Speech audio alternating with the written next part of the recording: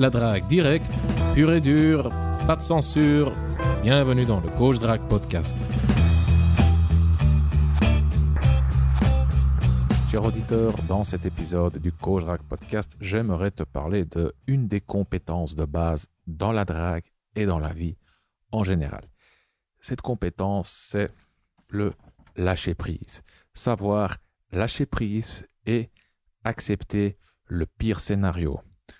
Lâcher prise et accepter le pire scénario, on peut voir ça comme deux compétences séparées, deux éléments séparés,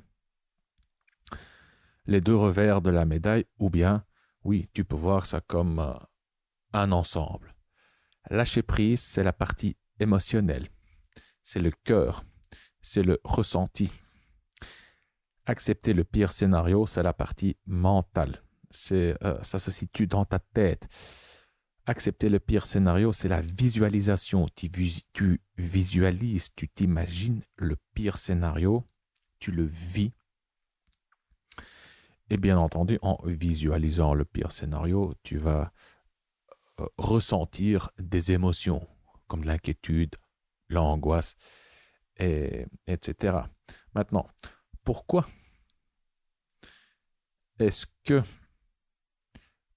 lâcher prise et accepter le pire scénario sont tellement importants? Lâcher prise et accepter le pire scénario se traduit dans une réduction de ton neediness. Le neediness, c'est-à-dire le manque, le besoin. Moins de neediness signifie plus de force, plus de pouvoir, plus de résilience. La résilience, c'est la force mentale, c'est savoir faire face aux difficultés dans la vie en général. Moins de neediness signifie également plus d'attraction.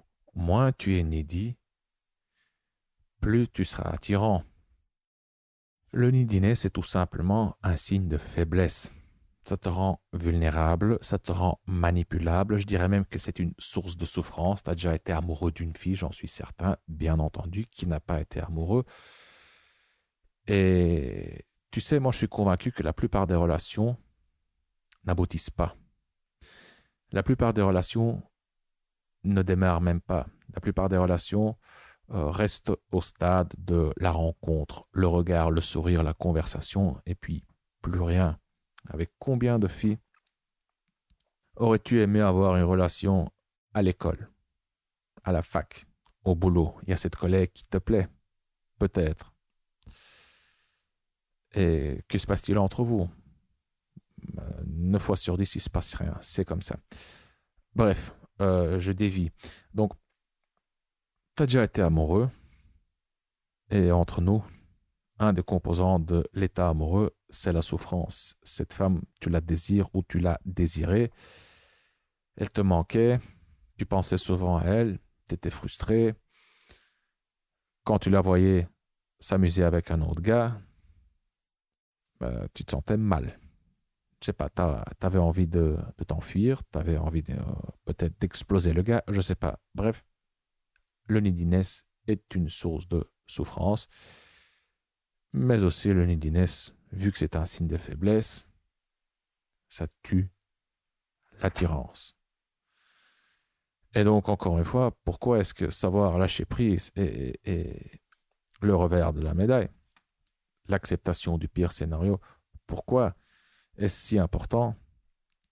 Car ça réduit le neediness, ça te rend plus attirant, etc. Je me répète. Maintenant, voici quelques exemples de lâcher prise.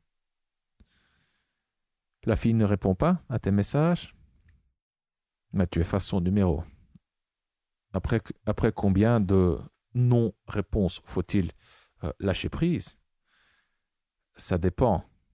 Ça dépend. Mais dans mon cas, moi souvent, il m'arrive même de lâcher prise après une non-réaction, donc après un message auquel elle n'a pas répondu. J'envoie un message, elle ne répond pas, fini, au revoir, bye bye. Si elle me plaît vraiment, alors je la mets en veille, entre guillemets, je lui envoie un message, elle ne répond pas, j'attends 1 semaine, 2 semaines, 3 semaines, parfois même plus. J'essaie aussi de formuler de telle façon à ce que je ne perds pas la frame, comme on dit. Je formule mes messages de telle façon à ce que je garde le pouvoir, le contrôle. Par exemple, euh, je lui propose un rencard, elle ne répond pas. Le fait qu'elle ne répond pas est en soi aussi une réponse claire. Ça veut dire qu'elle n'est pas intéressée, elle ne veut pas aller au rencard avec moi. J'attends 1 ou 2 semaines et puis je la relance avec un truc bateau, quoi, un truc complètement différent. Enfin, je sais pas, j'invente maintenant, mais par exemple, je lui enverrai un truc genre, oh, je mange des spaghettis. Tu fais quoi? Vraiment des trucs aussi cons, juste pour voir si elle va me répondre, ce qu'elle va me répondre, l'enthousiasme avec lequel elle va me répondre, et ça me donne déjà beaucoup d'infos sur la suite. Et il se peut aussi que je lui propose le rencard, elle ne réagit pas et que je laisse tomber. Bref, mais je lâche prise assez vite. Après 1, 2, maximum 3 messages. Quand je dis 3 c'est vraiment une exception. C'est peut-être une fille sur 100, quoi. En général, disons 8 fois sur 10 après un message auquel elle ne répond pas, je laisse tomber. Et 2 fois sur 10, j'envoie un deuxième message après 1, 2, 3, 4 semaines, voire plus. Et dans des cas exceptionnels, j'envoie un troisième message. Bref, donc, premier exemple de lâcher prise, la fille ne répond pas, tu effaces son numéro, tout simplement. Ou bien tu l'oublies et tu te concentres sur d'autres filles, de nouvelles filles. Tu fais en sorte de rencontrer de nouvelles filles. Deuxième exemple, ça fait 1 mois, 6 mois, 1 an, 3 ans que tu lui cours après. Il est temps de passer à autre chose. Oui, il y a des mecs qui courent après une gonzesse pendant des années. Ils gardent espoir pendant des années. 3 ans, c'est beaucoup trop long. Même 1 mois, c'est beaucoup trop long. Très vite, tu sais jauger son niveau d'intérêt. Moi, je crois que tu peux. Tu sais, il y a plusieurs écoles dans la communauté de séduction. Il y en a qui disent que l'attirance, voilà, elle est là. Enfin, il y a de l'attirance où il n'y en a pas. Et il y en a d'autres qui disent que l'attirance peut se créer. Moi, je pense que la vérité se situe quelque part au milieu. Tu peux créer de l'attraction. Tu peux. Ça dépend déjà aussi de comment tu définis l'attraction. Bref, mais bon. Je pense que oui, tu peux influencer l'attirance, l'attraction. Tu peux la créer, mais bon, il y a des limites aussi.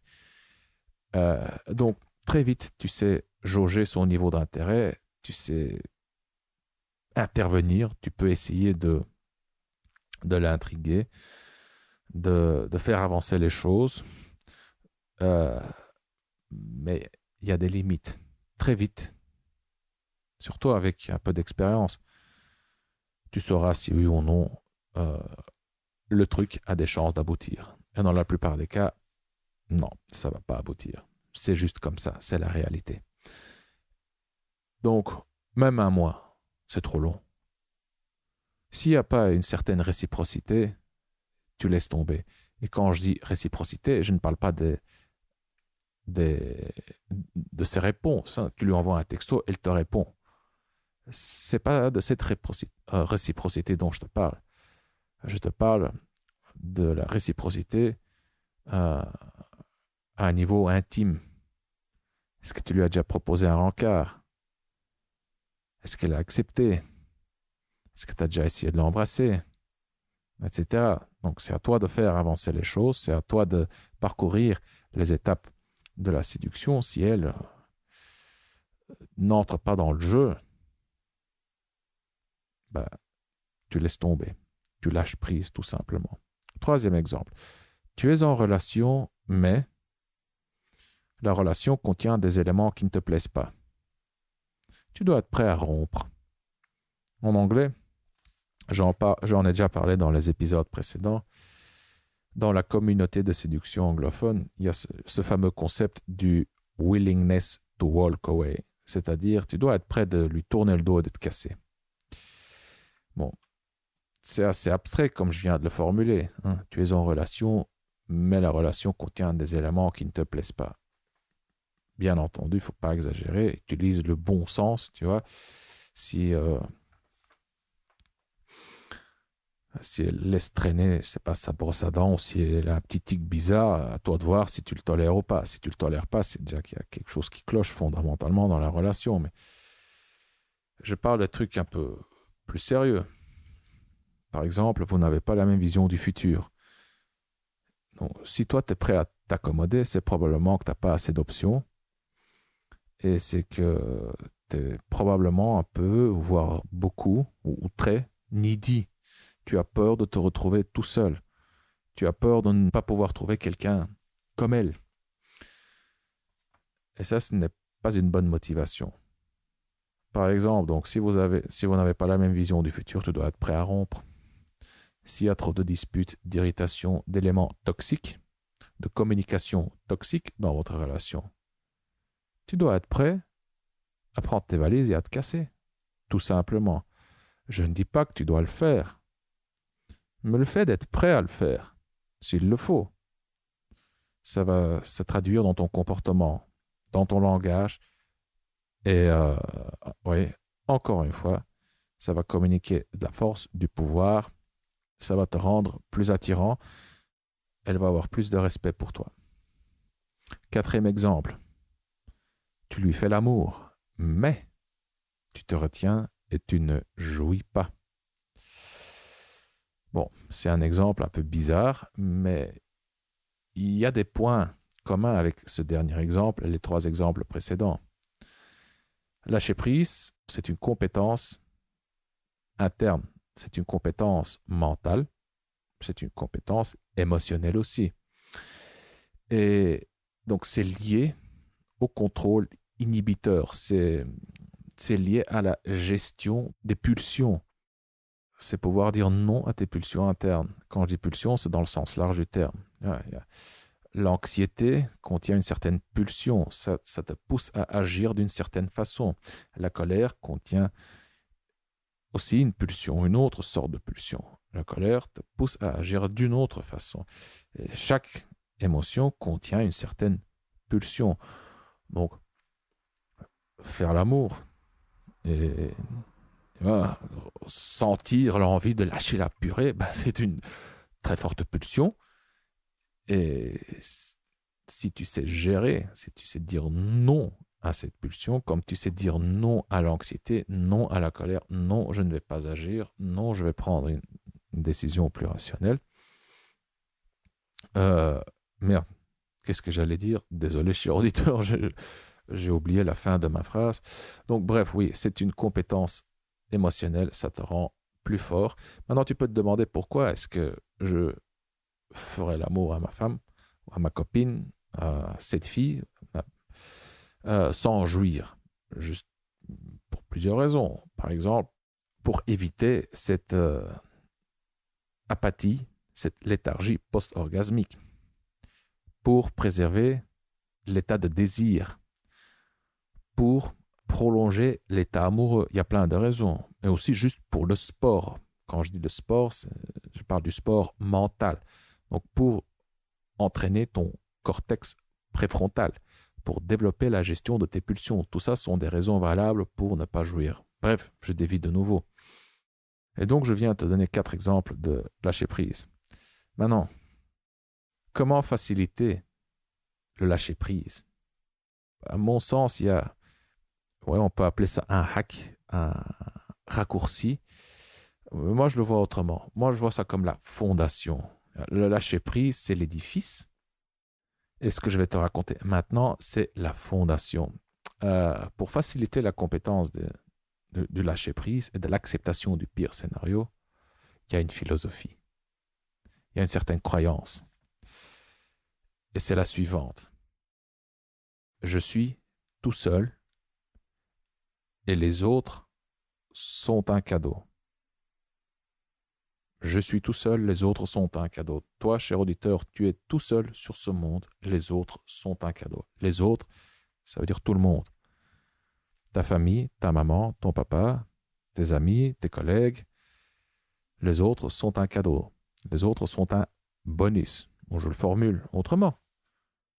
La solitude, c'est l'état de base. Les autres sont un cadeau, les autres sont un bonus. Tes proches, ils vont te quitter. Certains de tes proches vont te quitter avant toi. Et toi, tu vas quitter certains de tes proches. Maintenant, ceci est une philosophie. C'est juste une vision. Bien entendu, nous sommes des êtres sociaux. Il est très difficile de survivre. Je dirais même qu'il est impossible de survivre très longtemps, de mener une vie épanouie en isolation. Nous sommes des êtres sociaux et il y a des raisons évolutionnaires pour ça, mais cette petite philosophie, je suis tout seul, les autres sont un cadeau, c'est une astuce mentale, tu peux voir ça comme ça. Ça te rend la vie plus facile. Quelque part, ça implique aussi une certaine gratitude.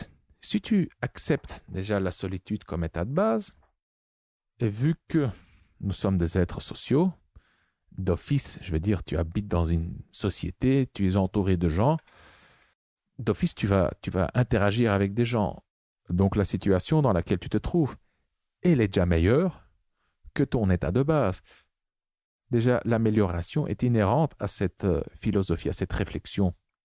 Et cette croyance, cette philosophie, je ne sais pas comment l'appeler exactement, implique aussi une certaine gratitude. Je suis tout seul, les autres sont un cadeau, un bonus.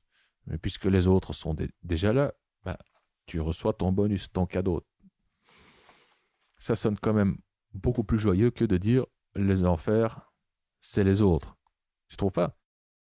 Donc, cher auditeur, pour terminer, j'aimerais te poser une question. J'aimerais t'inviter à faire une petite réflexion. Est-ce que dans tes contacts, il y a des numéros que tu devrais effacer? Peut-être qu'il y en a un, peut-être qu'il y en a 3, peut-être qu'il y en a 5. Je t'invite déjà juste à faire l'exercice mentalement et de prendre tes distances. Donc d'accepter le pire scénario et ensuite de lâcher prise. Et si tu te sens vraiment capable, c'est ensuite d'effacer vraiment ces numéros. Car ils occupent de l'espace dans ton cerveau, ils consomment de l'énergie mentale et intuitivement, tu sais que ça va quand même pas aboutir. Donc, mieux vaut lâcher prise, accepter le pire scénario qui est le rejet, qui est rien. Le pire scénario, c'est que rien ne se passera, quoi. Ce qui en soi n'est pas si grave. Ensuite, tu effaces ces numéros, donc tu auras plus de temps, plus d'espace mental, plus d'énergie, et tu effaces aussi ces traces qui contiennent un peu, oui, qui contiennent éventuellement, qui peuvent te faire douter de toi-même. Là, quand tu regardes plein de noms de filles qui t'attirent, des filles qui t'ont rejeté, ouais, c'est mieux de voir des numéros de filles avec qui tu as conclu. Ça crée c'est un feedback beaucoup plus positif. Voilà. Bon, j'arrête, c'est tout, cher auditeur. Encore une fois, si tu es intéressé, si tu es carrément attiré, si tu as des sentiments pour une fille en particulier en ce moment, jette un coup d'œil au guide de drague. Tu la veux, tu l'auras. Tu trouveras le lien vers Tu la veux, tu l'auras en dessous de ce podcast, dans la description. Et si tu ne l'as pas encore fait, alors abonne-toi au Coach Drague Podcast. Tu peux t'abonner dans iTunes, par email, sur SoundCloud et YouTube. Tu trouveras les liens pour t'abonner au Coach Drague Podcast en dessous de chaque épisode sur le site du Coach Drague Podcast. L'adresse du site est coachdrague.com/podcast. Je suis Consti de coachdrague.com. Merci d'avoir écouté le Coach Drague Podcast. On se voit dans le prochain épisode. Bonne drague.